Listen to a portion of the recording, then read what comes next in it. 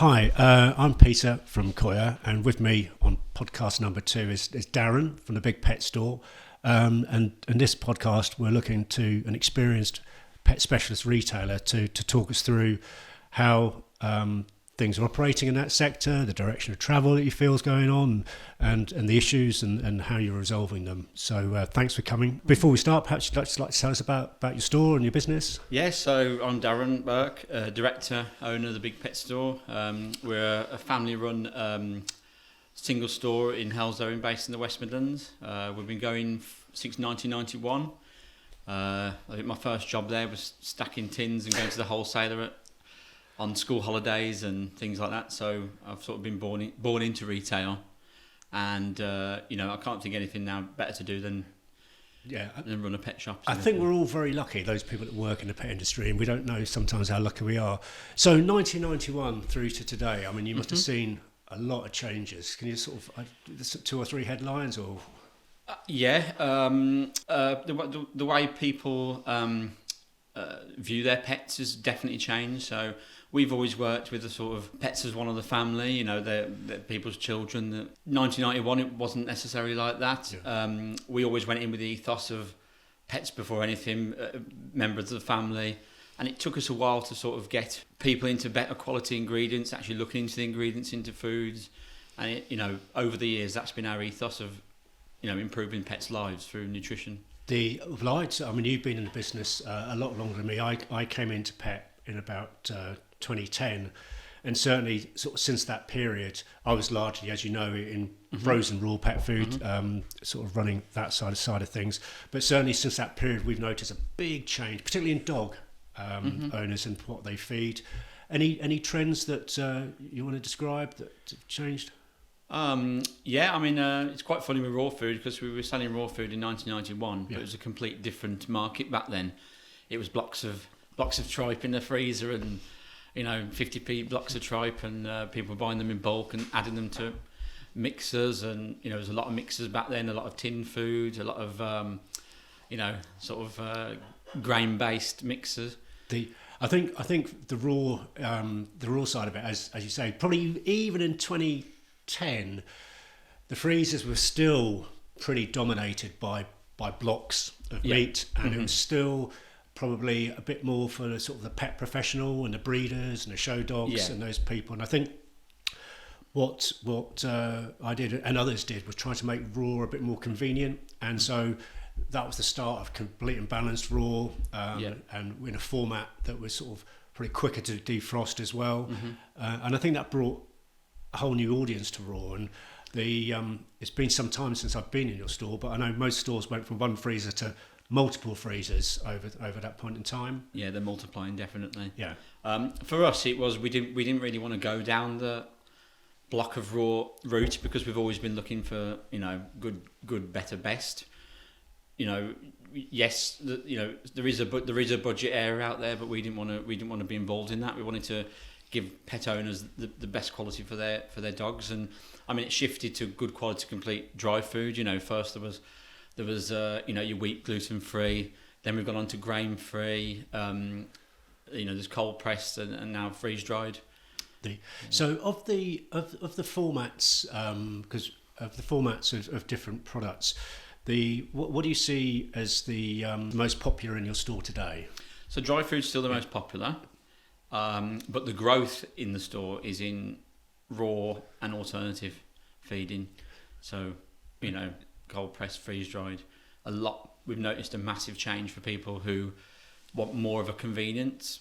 We've got plenty of people on raw. It's probably between 200 and 250% a year increase. Yeah. We're doing 7 times what we did 4 years ago in terms of sales of raw. But we tend to work with customers who care about what goes into the raw. They care about what goes into the food, and sometimes they want alternatives to go alongside that. So people who are buying frozen raw products from you, do you find are they utilising freeze dried raw alongside it, or how are people using freeze dried raw in your store? So there's a couple of different ways. It's really good to use for people who are going away. We've got a lot of people got caravans or motorhomes or Even somebody's looking after their dog while they're on holiday, and they don't want to feed the raw, so they might use freeze dried as an alternative there. I mean, with our dog, we feed raw and freeze dried.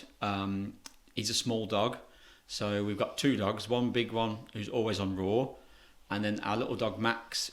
He comes away with us more. He comes to the shop with us. Okay. So we needed something that was a bit more user friendly, so to speak. A bit more convenient. And we swap his meals round. So one morning he might have freeze dried, and on the evening he has raw. He just seems to be better on both. If it's one food or the other, he leaves it more. Yeah, I think variety is the spice of life. Yeah, definitely. So I mean that seems to be, COYA, you were one of the first retailers in the country to stock a product. So firstly, thank you. What inspired you to take it, and what was your rationale for? Because a retailer will always tell you, I've only got so much space in my shop, so for something to come in, something has to go out. Yeah, well, I could definitely tell you that. Yeah, especially yes. There's no spare walls, shelving. So it had to earn its place. Yeah, and it has to keep earning its place. I mean, we've had previous freeze dried, and the sales are increasing.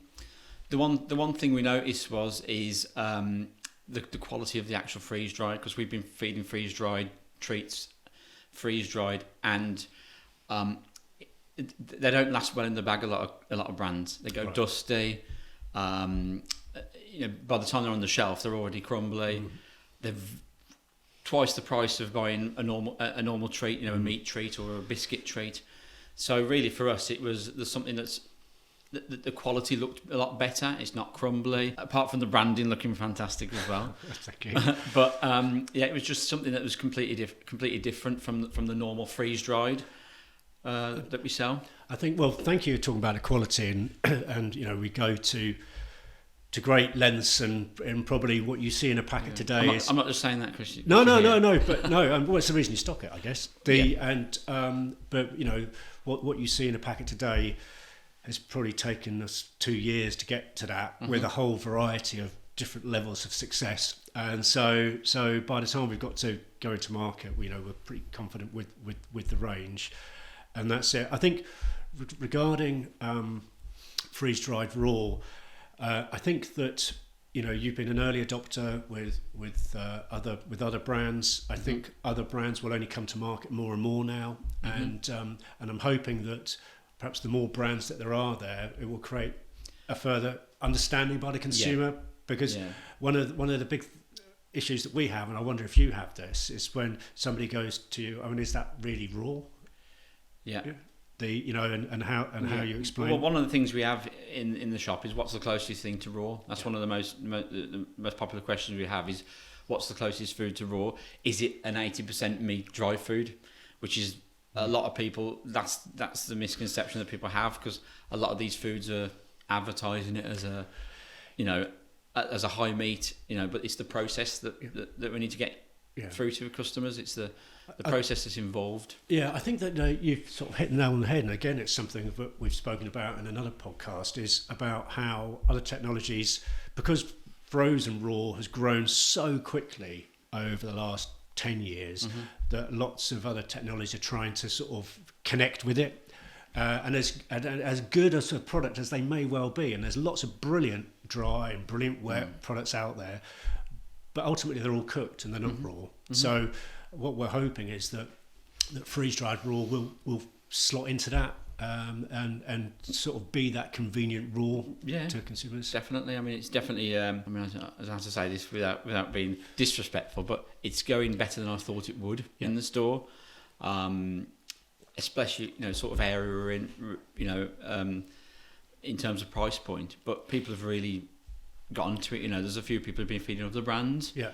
And they move straight over. We tried a few. We've got a tasting table in store. Okay, that helps. So we put the treats and the food on a tasting table, and we've done other brands since, but they've not been as popular as the COYA tasting table. Okay, brilliant. Because obviously the dogs with the freeze-dried treats. They do. They're a bit moreish. Yeah. So that that's a little bit about the raw market, and how do you see, you're a big champion of the independent pet trade, and you've got a very, very successful store. How do you see the challenges to the pet trade generally, and what you're doing to sort of overcome them? I think a couple of the biggest problems has always been the internet, but it really hasn't. We're not basing our customer service or experience on price point, or how many you can buy for this. We're in terms of educating customers. All the staff are trained in nutrition. We do regular training all the time, and we're all about improving pets' lives. There's the biggest thing at the moment, especially in our area, and I've noticed coming through, discount retailers coming in and offering cheaper alternatives. I think probably where because freeze-dried raw is a new technology in the marketplace, whereas wet covers everything from economy through to super premium, and dry covers everything from economy to super premium. Sometimes to the consumer they can be quite confused about what the benefits are, and then maybe that's how discounters can get established in that marketplace. I think so, yeah. I think so. But if you're, and I know it is, you're basing your sales on added value and advice and everything. I think people, we know generally that still today about 82% of all pet food sales go in store. You know, and that's a testimony to the advice and the experience that they get. Yeah, definitely.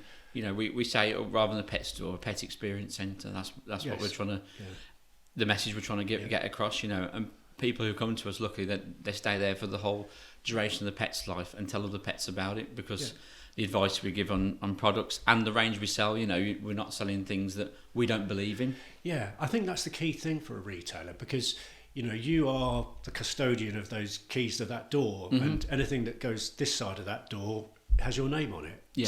So I think that's what gives the consumer a lot of confidence about going in. Yeah. I think you mentioned about sort of cost, really, and I think that we're all mindful of costs. Not least in the place that we are today. But what I do find is that sometimes costs can be somewhat misleading. And that and I think with freeze-dried raw we're probably a bit guilty of that, because you only have to feed so little. Yeah, people get sort of caught up in the fact of, well, it's cost a lot for that. Yeah, I mean we've started doing a lot of cost per day,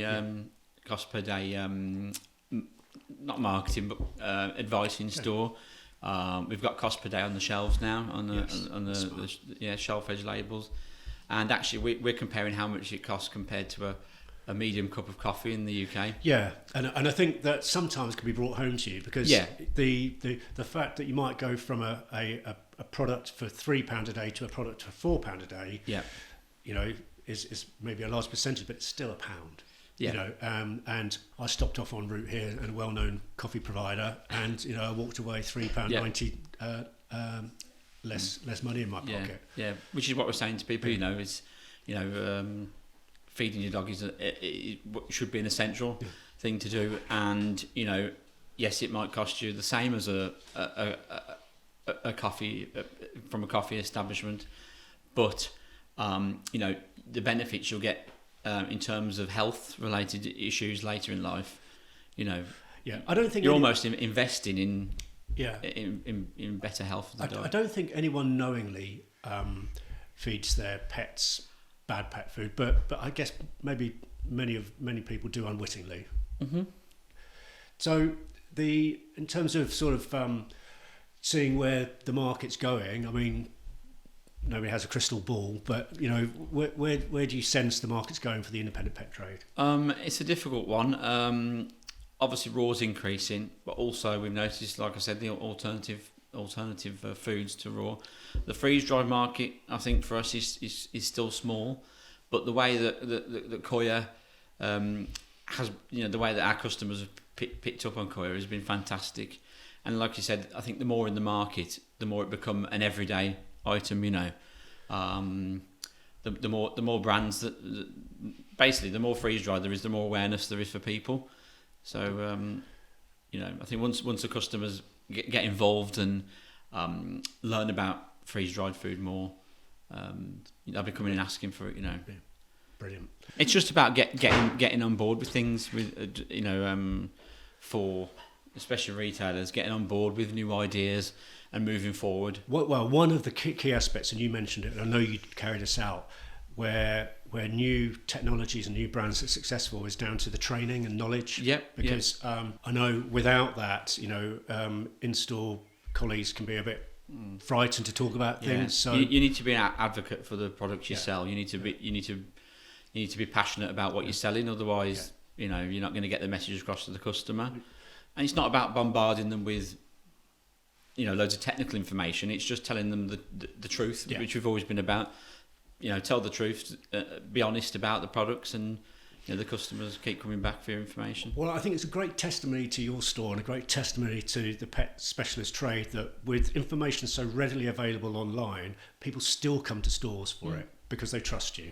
Yeah, they see our passion in store for the products, or even the people behind the products. A lot of the products we sell in store, we know the people who own the brand, or we know the people who've been training us, or I look into dog food at home. It's a bit of a nerd thing really, but but if you get if you get the staff or people who are selling the product involved in the product, it gives you more, not ammunition, because it sounds like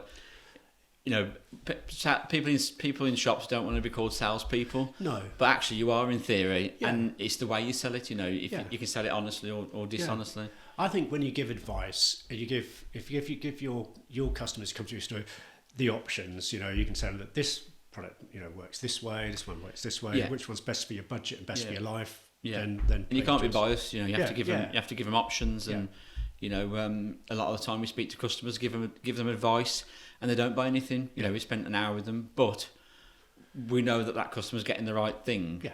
Which in turn gives them more trust in our business. Yeah, and and it's I think pet people talk to each other a lot. So even good advice that walks out the door is speaking very highly of your store.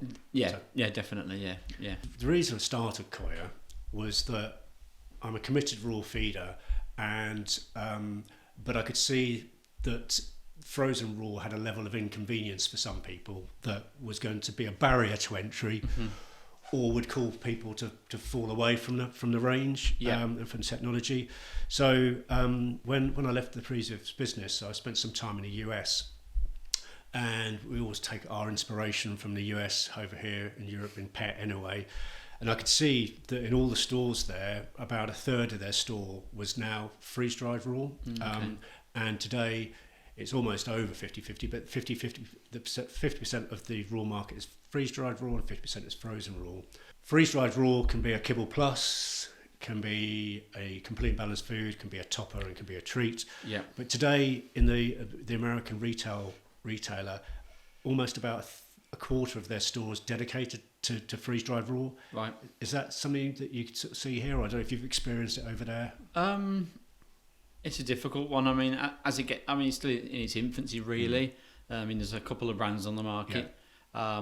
There's brands before from the US and Canada that have brought freeze-dried in, and it hasn't worked. But I do think it's going to become a bigger market.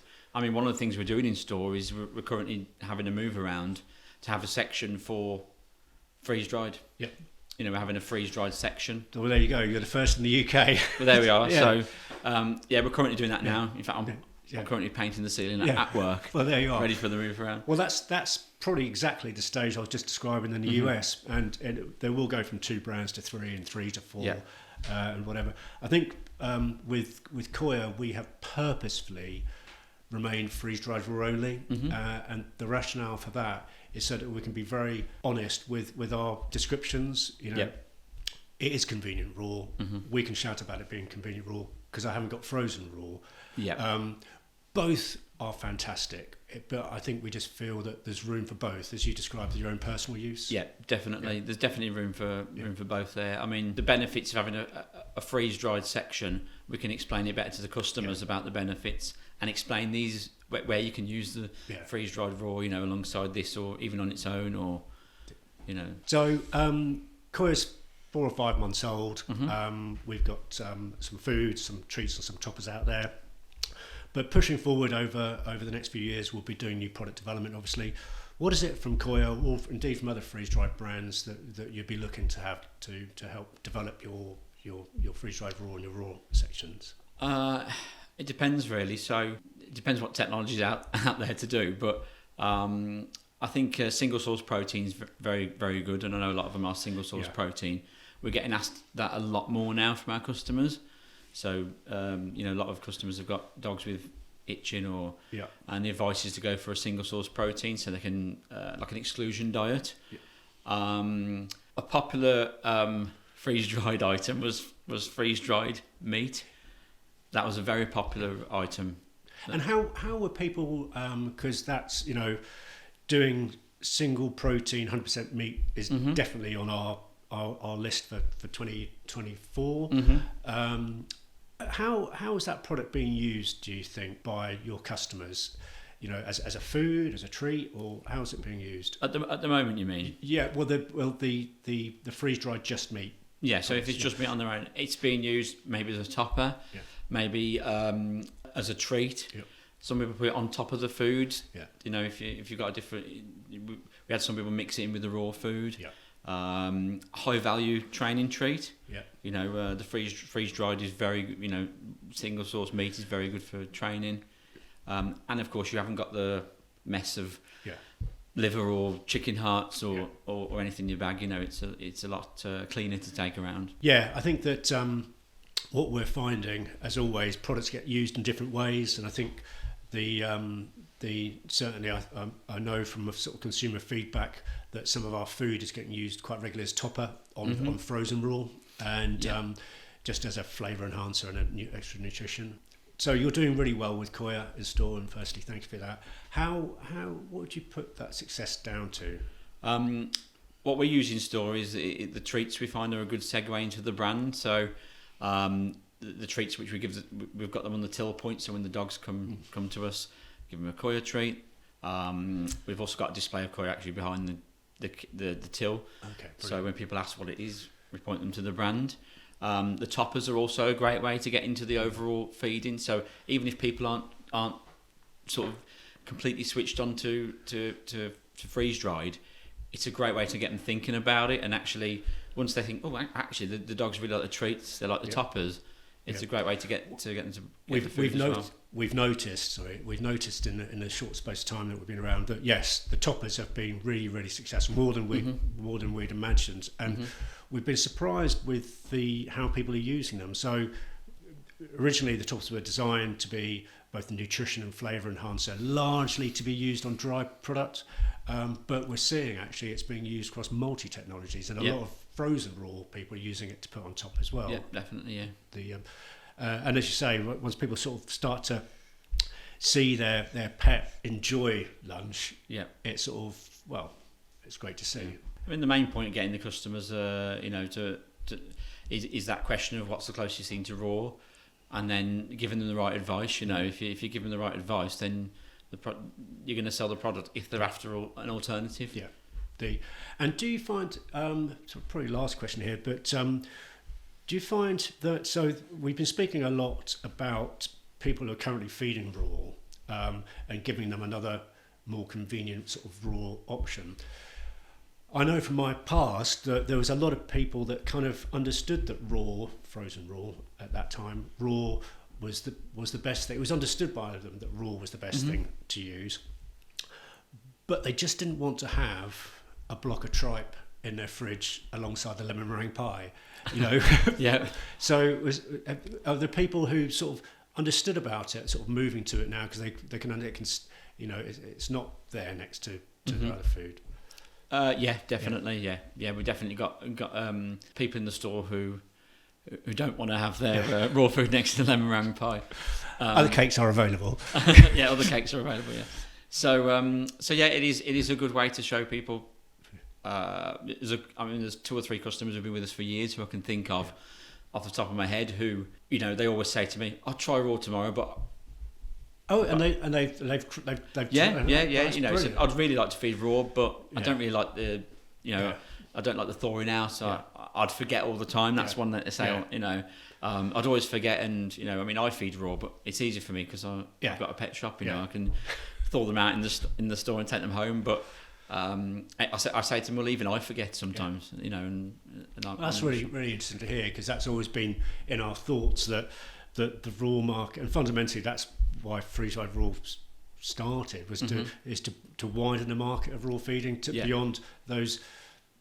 As you all know, in a previous life I put raw as best on anything that moved, and we strongly believe that that's the case today. It's just it's frozen raw is just not for everyone. That's all. Yeah, it's getting that message that it still is raw. That's the big hurdle that we all need to get across. But you're doing it very well in store, so thank you very much. So Darren, we spoke before how you were an early adopter, not only into COYA but into freeze-dried raw generally. Actually, recognising some of the challenges maybe with frozen raw. What drew you to stock freeze-dried raw on a more general basis? I think it goes down to for us, we always look at what our customers ask us, and one of the things is what is an alternative to raw, but without going to a complete processed food. I mean, they might not ask that, but they want an alternative that's the closest. Yeah, I think the some of the challenges I've heard from other retailers is, and I think you're different because you've got yourself a back-end freezer, but quite often if you can't buy a product unless it's available, and typically the only time you ever have a full freezer is when you buy the freezer, because you have to order and there's a day delay and there's a lot of investment as well. And I think from a retailer's perspective, one of the things that we're trying to get across is looking at some of more of the invisible costs attached to frozen raw compared to freeze-dried raw. I don't know if you've looked at those. Definitely, yeah. I mean, especially at the moment, the cost, our bills have gone up 150% from a year ago. So it's one of the things we're looking at. We were going to extend the frozen range, raw range, but it's something that we have took a step back on because of this reason. There's only so many brands as well that have got the margin in there to cope with the 150% increase in bills. Yeah, certainly energy costs I think are impacting freezers and freezer availability, no doubt, and everyone needs to make the space work, whether it's on the shelf or in the freezer, work as hard as it can. And people's houses as well, the space is a premium. We even speak to some people about, we haven't got a 2 kilo in, we've got a 6 kilo, and they say, I haven't got anywhere to put it. So space is a premium, and if you're filling your freezer up with the raw food every month, it's a big space. It's a lot. You have to drive there, fill your car up, take it back. I know. So I've got 3 kids and a golden retriever, and been a raw feeder for many years. And I know when I moved across the freeze-dried raw, but of course I would move completely across to it. There was sort of some, all the kids were delighted because the fish fingers are back in the freezer. Yeah. I mean, jokes aside, it takes a lot of planning. Yeah. Both from a retailer's perspective and from a consumer's perspective. It is a lot of planning every week to get the orders right. We have a lot of customers do place our orders with it. So it's getting that balance. Is the delivery going to turn up? If it doesn't turn up, it's those things that are the added headaches. If you want, the added headaches that you're not going to get from a. I think when you've got a limited space in freezer, availability is everything, and I completely understand the headache. If a frozen delivery doesn't turn up, you've got several customers waiting for that frozen delivery. You can't over-order the week before because there's nowhere to store it, and it becomes a bit of a headache. But worth it in the end. Yeah, definitely. Darren, thanks for coming. I know it's been quite a long journey for you, so I do appreciate it. I will come down and visit you in Hellzone very shortly. So thanks for coming, and I hope to see you soon. No problem. Thank you.